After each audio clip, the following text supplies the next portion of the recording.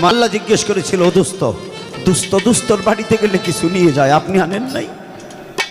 আমার নবীজি বলছিল, আমি আনেছি, আমি খালি হাতে আসিনি। আমার আল্লাহ জিজ্ঞেস করে, ও দুস্থ, আপনি আমার জন্য কি নিয়ে আসছেন?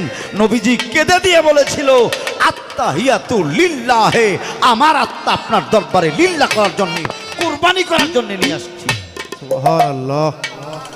শিল্পীরে, ভক্ত হইতে গেলে আগে গুরুর কাছে গিয়ে আত্মাকে আত্মহতি দিতে হবে, এটা হলো প্রথম কাজ।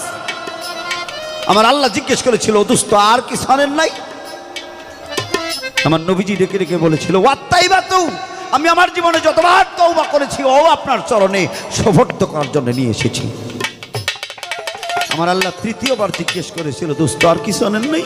আমার নবীজি ডেকে ডেকে বলেছিল, আমি আমার জীবনে যতবার তাহাজ্জুদের সালাত আদায় করেছি ও তোমার চরণে দিলাম।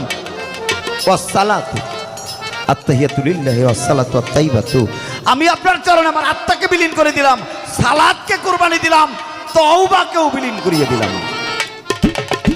আত্তাহিয়াতু লিল্লাহি ওয়াসসালাতু আত-তাইবাতু, আমি আমার জীবনটা কুরবানি দিয়ে আমার সালাত চরণে সুবর্দ করে দিলাম, তওবাটাও চরণে সুবর্দ করিয়ে দিলাম।